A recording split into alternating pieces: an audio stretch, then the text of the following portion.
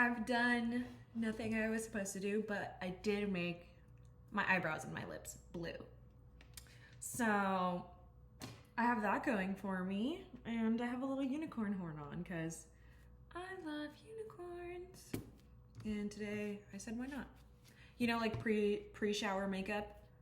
I was like, I'm gonna fucking do that. I was watching this show called Face Off where they do like special effects makeup, and one of the girls had blue eyebrows, and I was like, I want blue eyebrows. So I did it.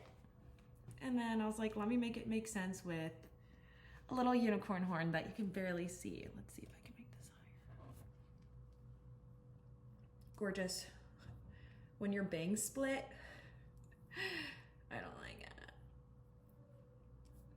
I can't believe that I'm making a YouTube video. I joked about making a YouTube video like this, but here I am. Okay, today I want to answer you guys' questions I posted on my page, my YouTube page, to ask me questions. I'm not going to answer every single one.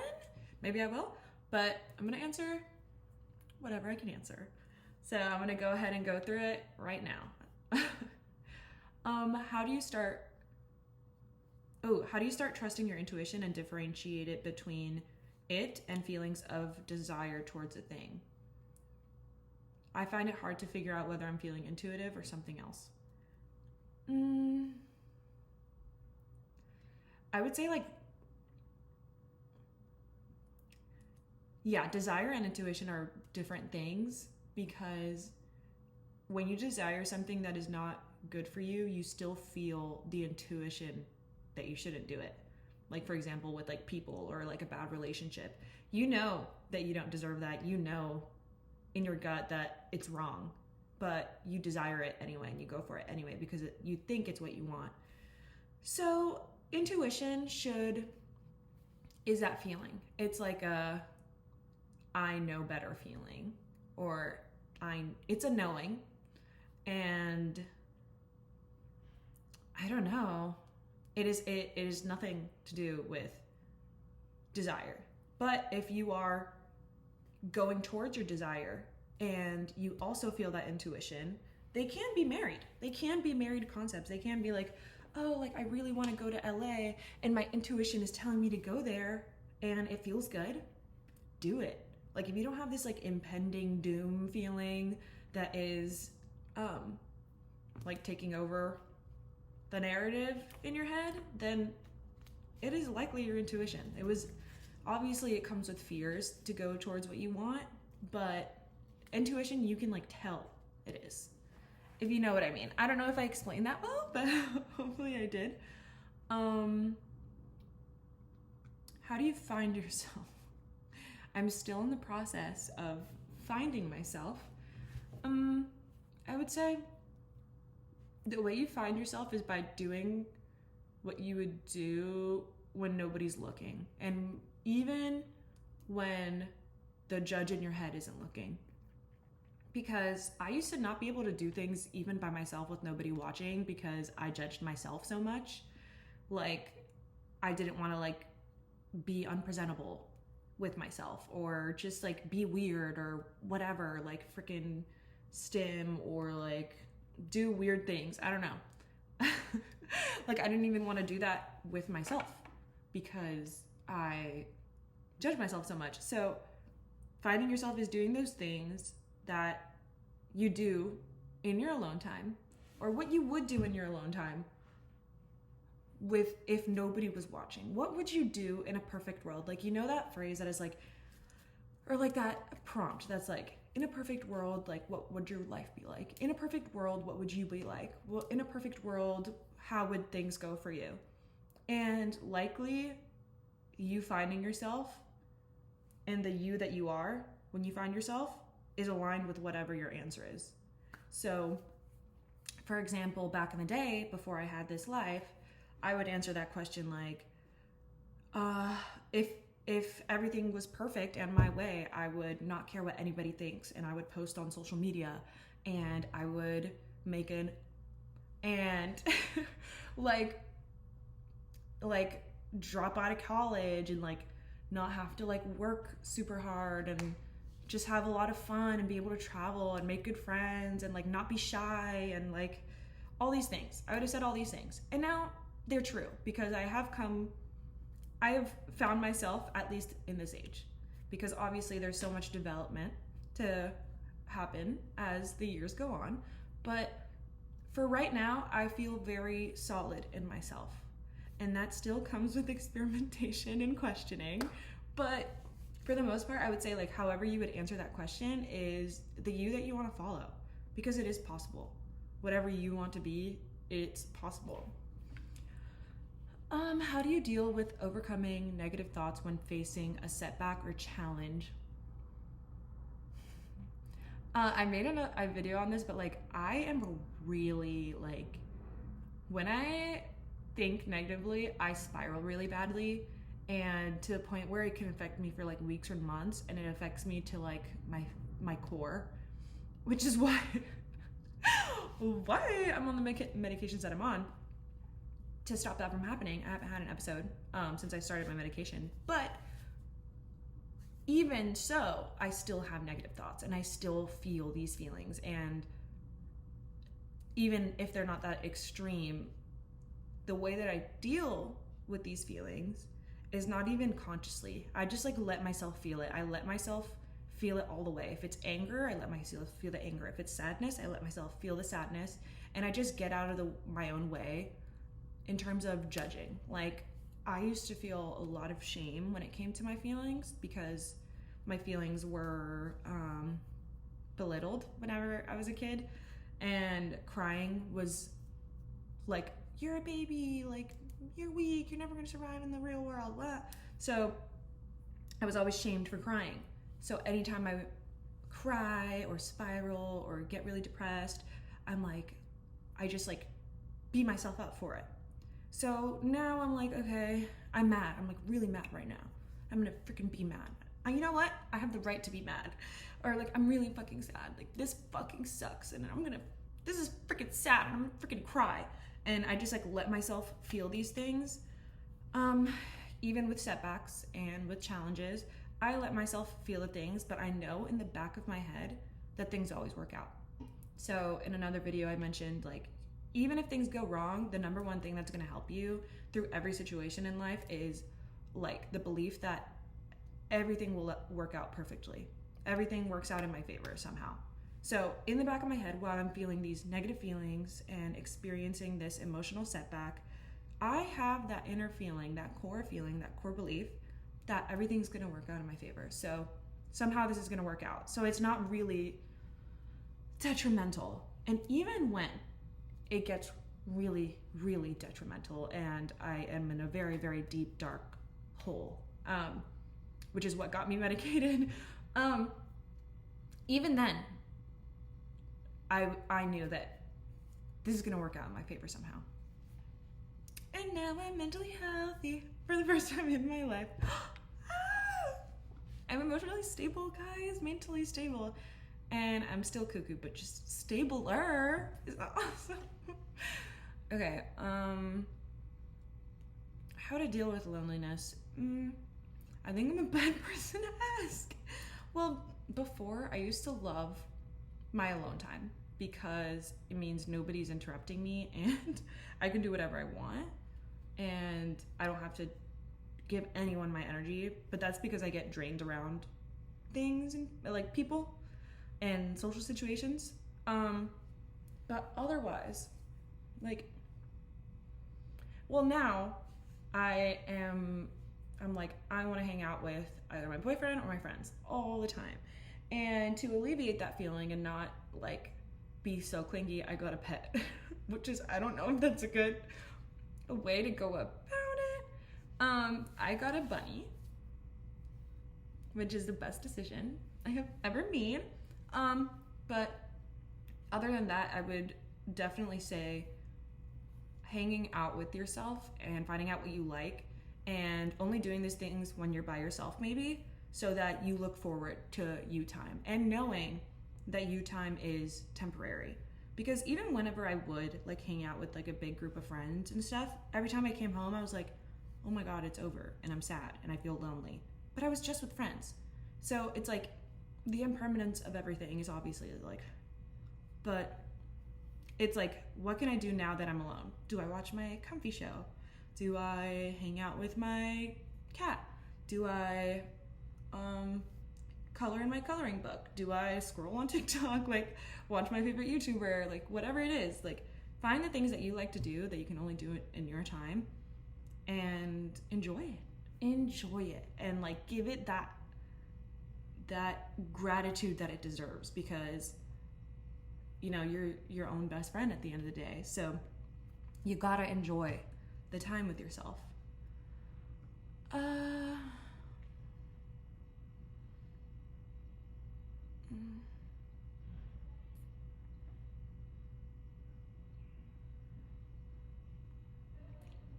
Oh, okay. How can I get over the feeling of why me when it comes to manifestation?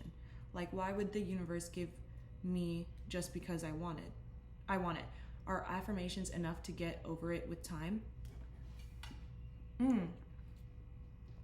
If this is being asked in the sense of like, why do I deserve it? Then, or like, why would I deserve it? Why would the universe reward me with this? Which is what I think is being asked. Then affirmations would definitely help, because affirmations at the end of the day are just phrases that you repeat to yourself in the hopes that it plants into your belief system and in your subconscious mind. So if you are subconsciously still like, why would I deserve that? Or I don't deserve that? Or like, what makes me special? You're still questioning your worth in a sense. So that the way to flip it is like, I am worthy. I am worthy of all good things. I deserve all good things. I'm a magnet for all good things. And you have to realize that the universe is infinitely abundant. Infinitely. Like, there's no limits to what the universe can do. So there is infinite abundance for everyone, including you. And all you have to do is receive it. All you have to do is believe it. And it'll come. So, ooh, do I look crazy? Oh, here we go. The lighting got a little darker outside, so we're gonna adjust the ring lighting. So yeah, like just telling yourself that you're worthy. I used to tell myself before I moved to Los Angeles, I am a magnet for all good things, and I am worthy. I am worthy was huge, because I thought for so long that I was worthless and that I didn't matter, but you do matter. And when you realize that wishes can come true for anyone, that includes you, I don't know, it's like you just got to keep at it until you really believe that you are worthy of it, you know?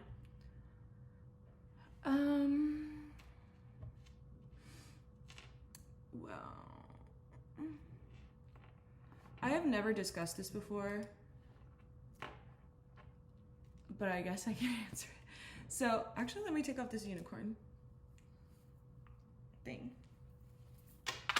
Yay! Okay. Bangs are out. I've never talked about this. And it's not a limit I'm placing on myself, okay? Do you find it hard to make friends with girls? Being an attractive girl, it's something I struggle with. I find girls don't want to be friends with me, and the ones I do have as friends tend to put me down often, and I even have one that will shout at me if I get any kind of male attention, as I apparently love it. Essentially, I think the way I dress, which sometimes I like to show skin and be kind of sexy, might be too much for where I live, but I feel like if I lived in LA, it would be totally normal. Do you feel the way you dress affects girl friendships, or just being around new girls in general because you are beautiful, sexy, and kind? That must be intimidating to some girls. So I'm gonna immediately agree with you that in LA, nobody really cares about what you dress. And I would say, I think that's more common in other places, because even my roommate, Annie, has talked about this dynamic with girls where they tried to put her down just because she's pretty, and how they like make fun of her, or like in front of guys especially make fun of her. I personally have not experienced a girl doing that to me, but it's also because I've always struggled with having girl friendships. So if I ever had a girlfriend, it would be like one best friend a year. And then I would always choose girls that triggered like my fight or flight because I grew up with a mom and two sisters. My family was all girls. So the only girls I've known are them. And my biggest relationship with a woman was with my mom. And my mom was very, I don't know how to put it without, let's just say I did not get along with her for most of my life. So the friendships I would seek out like mirrored my dynamic with my mom. And it would usually be like a girl's like mean to me. And I would try to win her affection. And then mean to me, and then I'd try to win her affection, and then lose her. And then mean to me, win her affection, mean to me, win her affection, lose her. And it's just like it kept happening with the different girls, the same problem. And I realized like, oh, it's because I'm looking for the wrong ones, because I literally have no example of what like a healthy woman friendship is, which has taken a while. Obviously I have so many girlfriends, but none that are like, I'm like, oh my god, that's my best friend, like mom. Annie, I would say, is the closest one to that, but most of my friends are guys. And that's been the case since middle school. And I also think a huge problem with it is that I got bullied in middle school. Maybe this, you know what? Whoa. I think what you're saying did happen to me in middle school, because like the first friends I made were guys like on the first week of school. And then the girls that I was also saying hello to suddenly turned on me and started calling me names and stuff and calling me a whore and I wasn't even doing anything. And obviously looking back on it, I'm like, maybe they didn't like that because I don't want to say jealousy. That's what my mom would tell me, like they're just jealous, but I like never believed that. I was like, why would they be jealous of me? Because I got so insecure. But I think that also has to do with why I don't make girlfriends as easily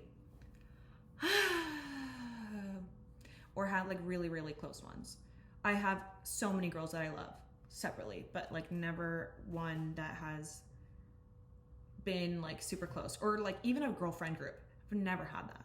So it's really odd, but I think it's a lot of trauma that I need to work through.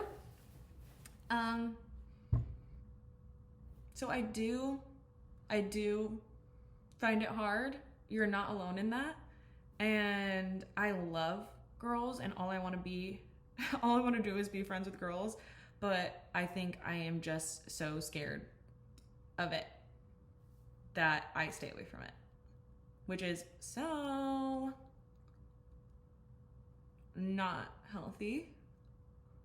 But if the opportunity arises, I will take it. Okay.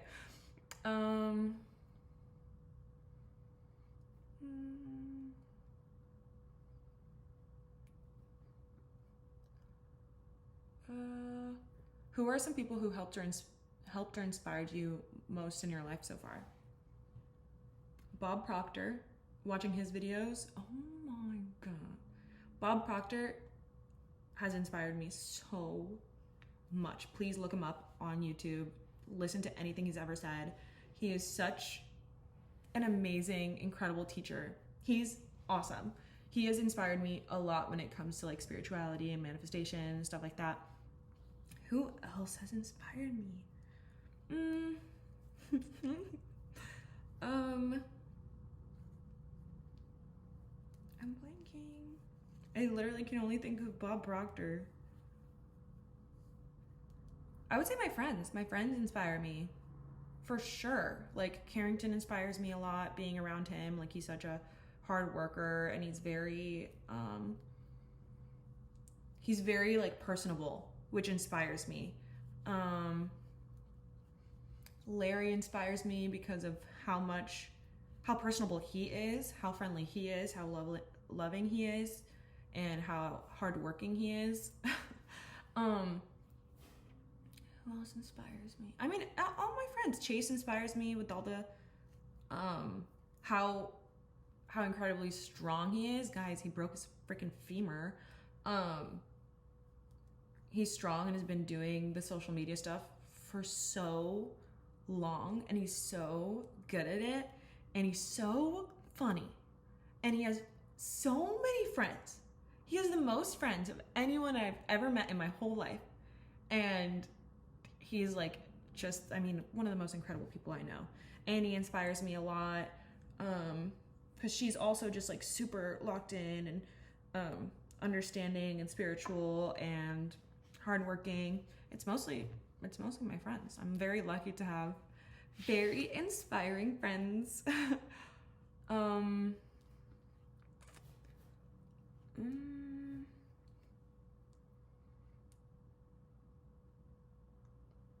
Whoa, how to find authentic friendships that reflect your morals, values, and standards.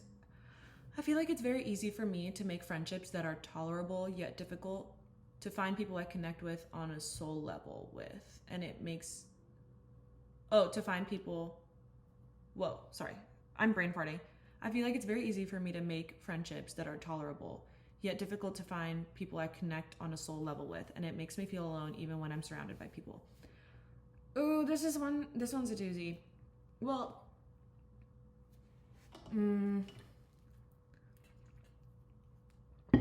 the only answer I have for this is to be yourself completely. Because if you are in friendships that are tolerable, that means you are not being yourself or the you. Oh my God, I'm getting a call. Okay, it didn't end. Or the you that you're being is being restricted. So, because it's not healthy for you. So, the only way to find people that you actually line up with is by fully being yourself and seeing what happens. Like, fully be yourself without having to change anything and see who comes through the door. See who loves you for it.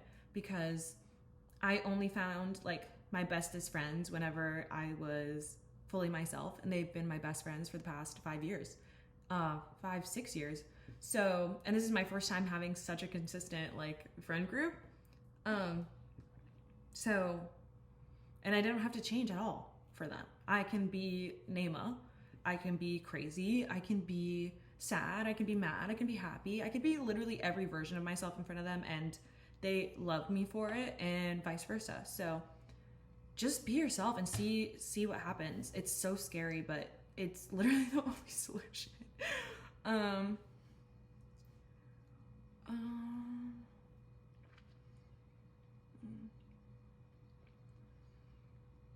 How do I get over the constant feeling that I'm wasting my life? I think about it when I go to bed, when I wake up, when I drive home from work, when I'm doom scrolling all the time. Well, if you're going to work, you're working towards something. You're not wasting your life. And that's one. But it's about seeing how far you've come versus seeing how far you have to go. I think there's a book called like the gap versus gain mindset. And so many people are focused on the gap of where they are now and where they need to be versus the gain, which is how far they've come since when they were making the wish for what they have now, you know? Like, how far have you come? Emotionally, spiritually, how much have you grown? And it doesn't have to be, oh, I got this award, or oh, I got this degree, and oh, I got this job, and oh, no, like, you as a person, how much have you grown? How much have you learned? How much more have you loved? You know, because your journey on this earth is only to enjoy. And a lot of people also get that wrong, because I used to feel a lot of shame as well in resting or watching a show or what just happened? Oh, I thought I was getting another phone call. Or doing anything because I'm like, I'm not doing what I'm supposed to do. I'm not doing what I'm supposed to do. I need to be doing something. I need to be doing something. And now I've relaxed a lot with it because I'm like, I can just chill. I can just use my today to enjoy myself because that's what I'm living for. That's what I'm working for, is to have days and moments where I can just enjoy myself, even if that means turning my brain off, even if it means doom scrolling for 7 hours, or binge watching a TV show and not moving an inch, or only eating pastries all day. I deserve it. I freaking deserve it, because what else? I'm alive right now. I don't know if I'm going to be alive in a month, in a year, tomorrow, and I deserve to live my life with a little bit of joy and with a little bit of peace. So it took a long time to come to that realization, but I promise you, I know you are not wasting your life. And I don't think any life is a waste of life. Not one.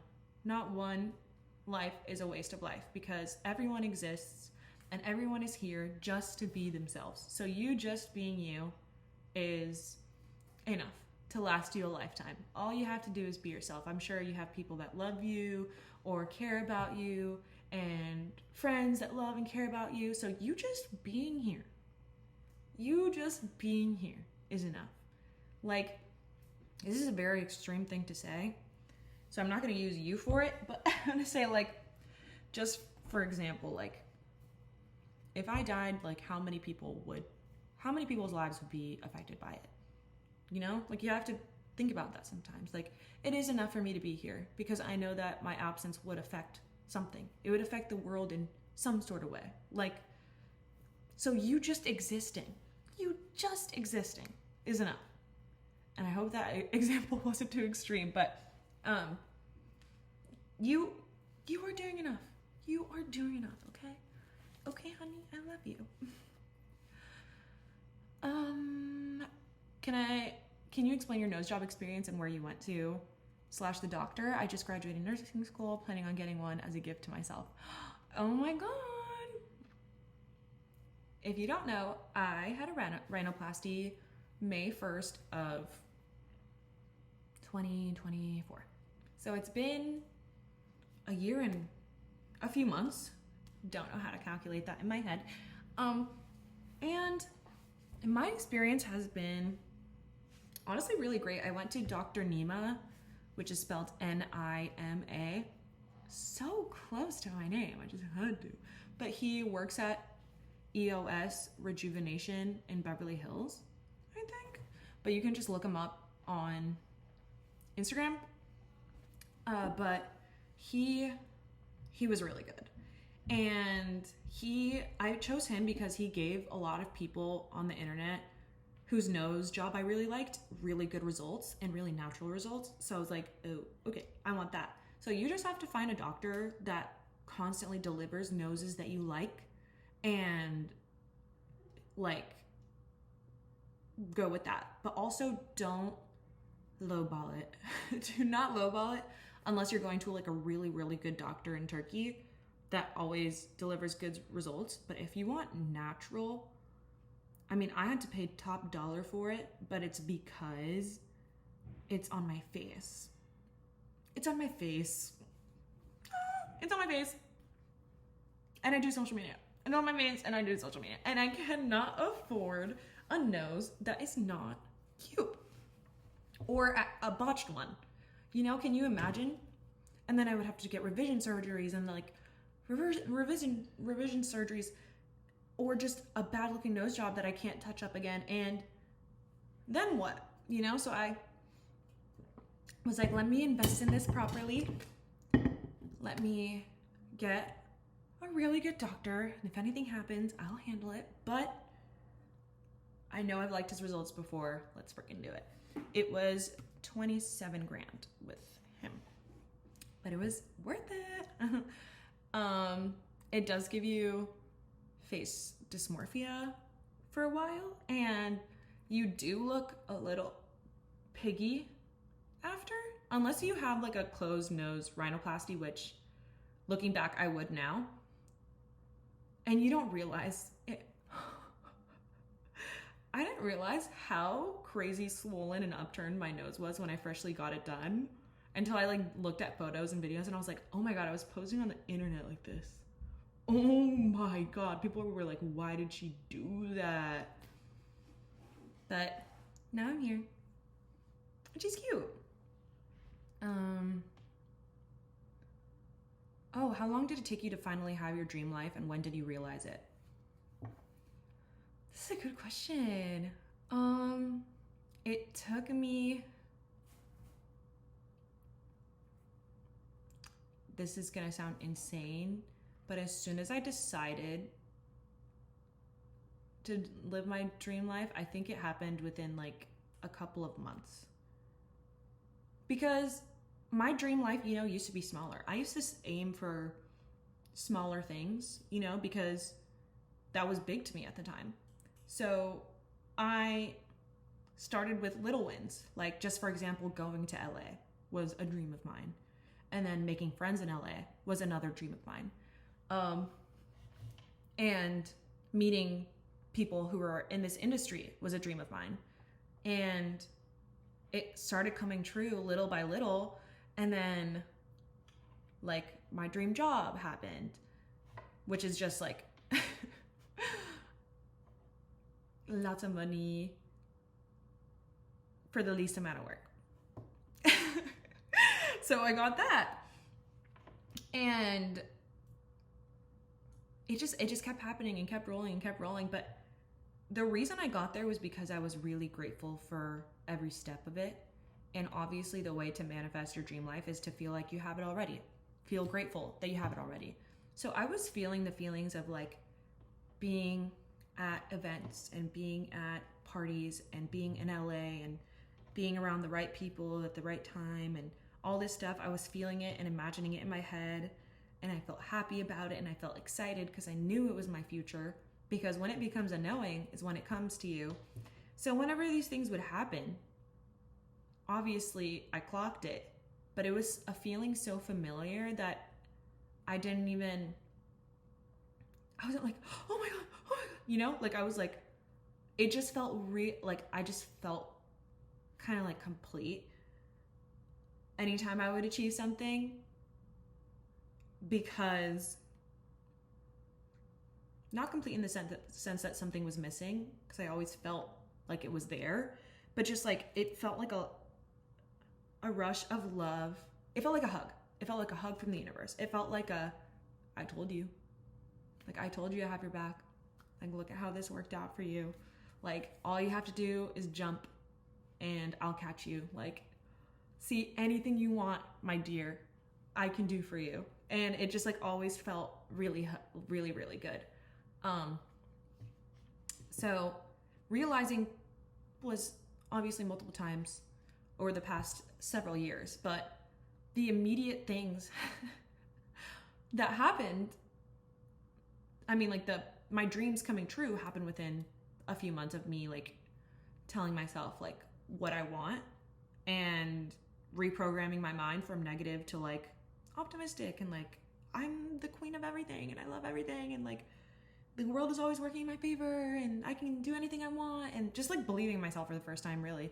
And then I just started going after it, and it happened so naturally and so effortlessly.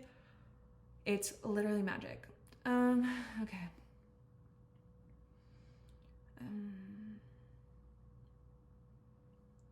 How to deal with family dynamics? How did you get out of the toxicity? So to get out of the toxicity, I literally physically left the toxicity. Like, I physically left my house at 19 and moved to an apartment in California, and my family lives in Texas, so they couldn't reach me. And then COVID happened very shortly after, so there was no traveling, and if they called me on some like toxic shit, I could just hang up. So that was like the awesome thing about it, getting over the trauma. And obviously distance, I think, makes the heart fonder. I think that's a phrase, but it actually did. Like, it healed a lot of things. I was able to look at things objectively and understand that they are just people and they are just parents for the first time, and even understanding like my siblings. And I I like started missing them, you know. And then I realized like, like even though I was raised weirdly, badly, some might say, I was raised. And for that, I am grateful. Like, I am grateful for everything I did receive, because now I'm also looking through a lens of gratitude for most of my life. So I couldn't help but look at my family with gratitude, just for the fact that they exist, that they're alive, they raised me, they made the choices that they made, and now I'm where I'm at. So how could I hold anything against them, you know? And now I live my whole life to help them and make them happy and provide that for them. So I mean, for me, it was actual physical distance. So, I mean, I see this happen even with relationships, like boyfriend, girlfriends. Sometimes you just need to move out. Sometimes you just need separate houses and things get better. Like, the relationship is not bad. It's just that you guys are too close and together 24/7, and you guys don't, you guys have lost the, what's it called? The gratitude for each other. Like, you take things for granted, even to the point where you like take things out on each other and blame each other for things. But then whenever you're apart, you're like, I missed this thing, or I missed that thing, or oh, I miss. It's just like it completely changes your mindset about a person. Like, you don't realize what you have until you lose it, you know? That kind of really proves itself when you like move out. So that's how. Oh, could you make a video talking about how to not let bad things get to you, or to ignore people's words? It will help a lot. Thank you. I love you. I love this subject. Thank you. I literally look insane. I forgot I did this. I love this question. I love this question. I love it. I love it. I love it. I think I might make a separate video on this. Oh, I just love it. I just love this question, and I've been wanting to answer it. Fuck. But I'm like, do I answer it short right now and then post another one with the full elaboration, or should I just go fully elaborate right now? I'm already at 37 minutes. Okay, I'm gonna try and summarize it quickly, because I think it can be summarized quickly, but I can do an in-depth video about it for sure. Not let bad things get to you, or to ignore people's words. So I was talking to Annie, my roommate, about this the other day, and there's a huge belief in some people that evil eye is a thing. And evil eye being that like other people's energies and other people's like negative perspective on you can actually affect your life. And that's not possible, because the only thing responsible for your life is yourself. How you feel about yourself and whatever is in your brain and your mind is how things will manifest. So even if somebody's like, I hate you, like, that can't plant unless you let it in. And even if you think somebody is judging you, it's just you thinking someone's judging you, so you subconsciously feel insecure about whatever decision you're making, whatever project you're about to announce, whatever thing you're about to do. And that is not their fault, that is your fault. And it when you realize that like the people who judge you or are jealous of you, the people who judge you, okay, for doing what you want to do and going after what you want to do, are frankly jealous. And it's because they likely don't have the courage themselves to either be themselves, do what they want to do, or go after what they want. And if they see somebody doing that, they are going to have resentment, because they think you're the reason why they're not getting what they want. But that's not the case, because they're the reason why, right? So everybody's responsible for their own life, and everybody's responsible for their own energy, outcomes, all that jazz. Everybody's responsible for their own actions. So If something doesn't work out, it's not because of someone else. And it is always the guidance of the universe and your connection to the universe, that is propelling you into whatever reality that you're currently conjuring up in your mind. It's just you and yourself. You and yourself are on this journey, and you guys are working together to get in alignment.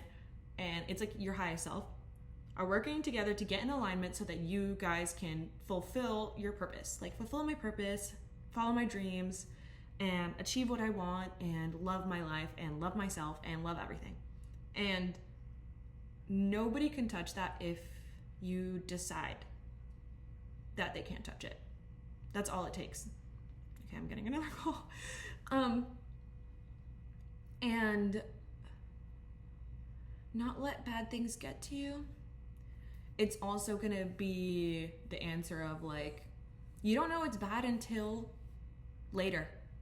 You don't know what's bad or good until later.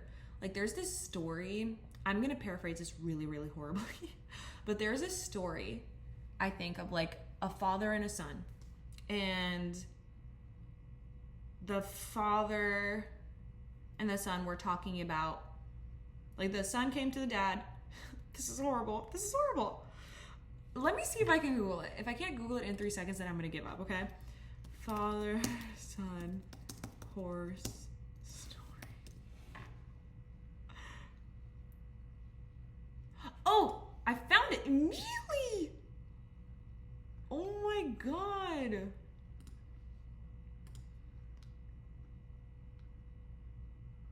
Okay, it's not that long. Long ago, there was a widowed Chinese farmer. The farmer and his only son labored through cold winds of winter and scorching rays of summer with their last remaining horse. One day, the son didn't lock the gate of the stable properly, and the horse bolted away. When neighbors learned what happened, they came to the farmer and said, "What a sadness this is. Without your horse, you'll be unable to maintain the farm. What a failure that your son did not lock the gate properly. That is a great tragedy." The farmer replied, "Maybe yes, maybe no." The next day, the missing horse returned to the farmer's stable, bringing along with it 6 wild horses. The farmer's son locked the gate of the stable firmly behind all 7 horses. When neighbors learned what happened, they came to the farmer and said, "What happiness this brings. With 7 horses, you'll be able to maintain the farm with 3 of them and sell the rest for huge profits. What a blessing." The farmer said, "Maybe yes, maybe no." The next day, the farmer's son was breaking in one of the wild horses. The son got thrown from the horse, fell hard on the rocks, and broke his leg. When neighbors learned what happened, they came to the farmer and said, "What a great sadness this is. Now you'll be unable to count on your son's help. What a failure to break in the horse properly. What a tragedy." The farmer replied, "Maybe yes, maybe no." The next day, a general from the Imperial Chinese Army arrived to conscript all the young men of the village into the army. Their assignment was to fight on the front lines of a battle against a terrifying enemy of overwhelming force. The farmer's son, because of his broken leg, was not taken.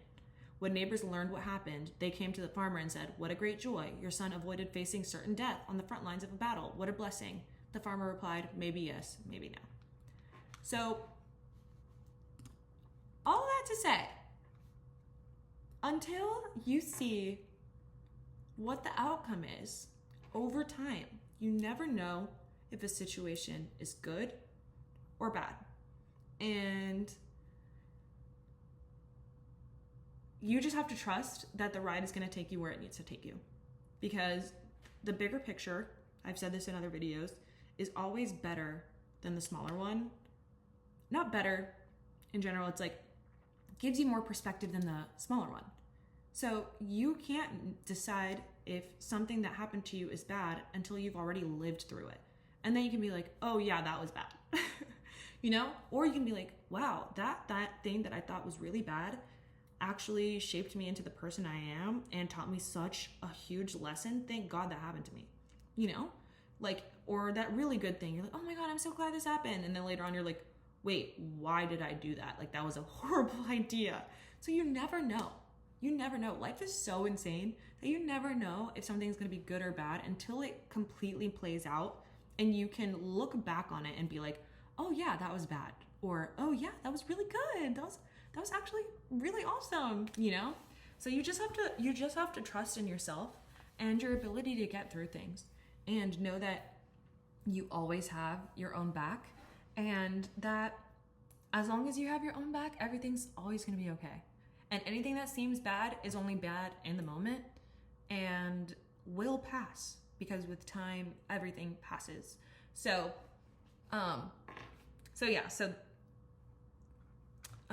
evil eye ain't real, and things aren't bad unless you know they're bad later on. I hope that makes sense. Okay, I had to skip over a few questions because otherwise it'd be such a long video. Let me see if I... Okay, I'll probably make another video answering questions. But thank you so much for watching. You can comment some more down below. I want to make like Q&As regular so we can all chat together. But I love you so much, and have a beautiful day. I hope you liked my blue lip liner and blue mole and my blue eyebrows and my glittery eyeshadow and and my split bangs and my unicorn horn. And I hope I shared someone's note somehow. That story is freaking awesome, isn't it? Okay, I love you. I need to stop talking. Bye. Name it out.